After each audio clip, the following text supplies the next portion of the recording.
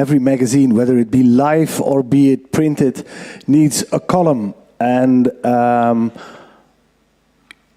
in an evening called 90 Minutes of Frame, who else than the editor-in-chief of Frame magazine?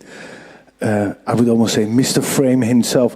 Robert Thiemann will guide us through his ideas, his visual vomit, I might say, on fashion rules. Robert, the floor is yours, please.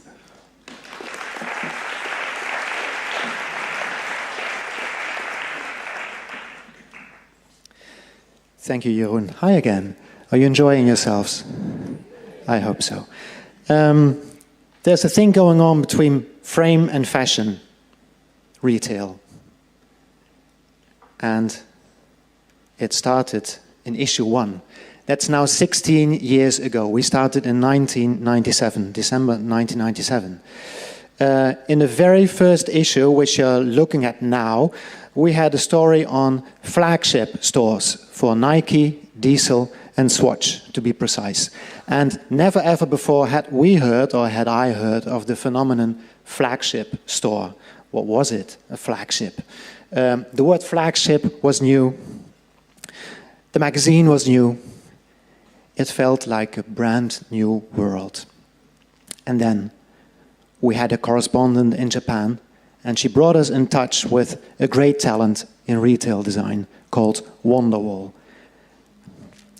Wonderwall created otherworldly, witty, high-tech looking installations and simply called them shops. We didn't see any of this elsewhere in the world, but at the beginning of this century, we saw it in Japan.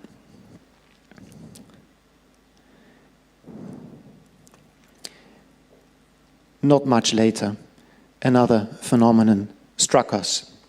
In the beginning of this century, star architects created architectural landmarks for big brands. Money seemed to be no issue. OMA, again, they are the real star of the evening, I guess, designed a New York flagship, yes, again, for Prada. And it was a store that was half empty. The idea was that the fashion brand would host events in this empty space. What a way to waste money or to throw money at empty space and to make it work because it functions as a place to organize events today. And then this wonderful company called Prada invited yet another star architect called Herzog de Meuron, and they designed a whole building in Tokyo. A building that now functions as a landmark in the part of Tokyo that is called Aoyama. And slowly but surely, the architectural flagship started to make way for another kind of flagship, the artistic flagship. Comme des garçons, enter comme des garçons. Great people. They created flagships that looked like art installations. In fact, they hired artists, they worked with artists to create shopping environments that not only incorporated the brand Comme des Garçons, but a lot of other brands. That is, if you could find them in these places that bear no logo at all, and in which you have to find your way to find the fashion. And after 2 stores, London and Ginza in Tokyo, yet another store, yet another Dover Street Market will open next week in New York. Others, like the American company Opening Ceremony, followed according to the same recipe. And they made even quirkier shops, looking ever more artistic. But then, crisis hit Europe. And it was as if Comme des Garçons had known, because some years before, they started to make pop-up stores. Stores popped up everywhere, especially in Europe. They were the result of a collaboration between Comme des Garçons and a local entrepreneur. And they could look like this. like waste. And while Comme des Garçons stopped popping up, others kept popping up at, for instance, trade fairs. This is the shop of Pringle of Scotland at Design Miami a couple of years ago. Or shops popped up at empty buildings, empty shopping malls, for instance, such as this Philip Lim store designed by a Japanese architect called Schemata. So everywhere where they could meet clients, brands would go without investing tons of money. Crisis hit hard. We became insecure. We became slightly nostalgic. We longed for a bygone time where everything seemed to be safe and secure and trustworthy. Enter the heritage style, or also called new nostalgia. The heritage style. You can even find it in Amsterdam. Where Amsterdam seemed to have missed out on all the other trends, this one surely put foot on ground. Brick walls, stuffed birds, and a pre-industrial look is all it takes to create a shop in this so-called heritage style. Amsterdam surely embraced it. I'm only showing Amsterdam-based shops at the moment.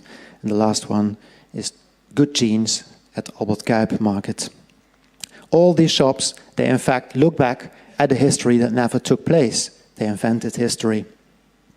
Now, we are longing for something new, is my opinion. That's my feeling. We're longing for something that speaks to the senses. Something real. Something that we can touch and feel, as opposed to the e-shops that we also visit. We are looking for something soft, subtle, and sensuous. Like this. Acne in Paris. Or this store.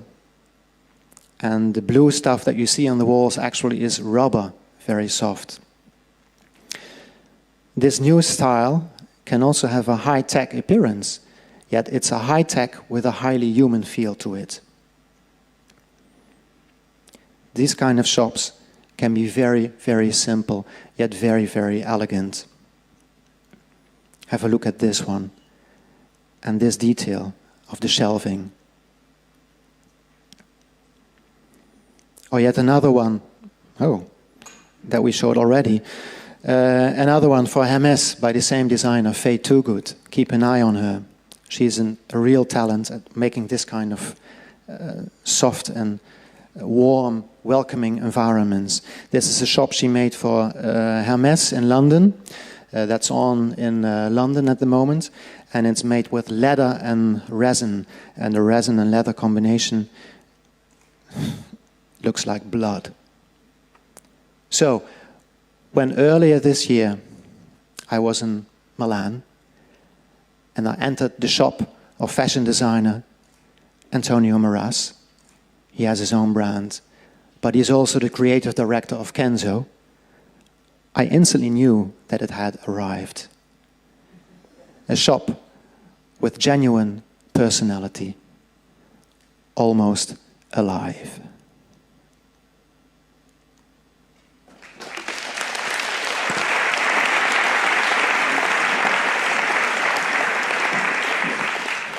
Thank you, Robert. Do I feel like shopping right now? I mean, is there a crisis going on? I think this was a very good example of what, the collaboration between design and fashion, especially, I must say, the last part when it gets sensual and emotional. I think that truly demonstrates the power of the collaboration between design and fashion and what sort of beauty that come out of it.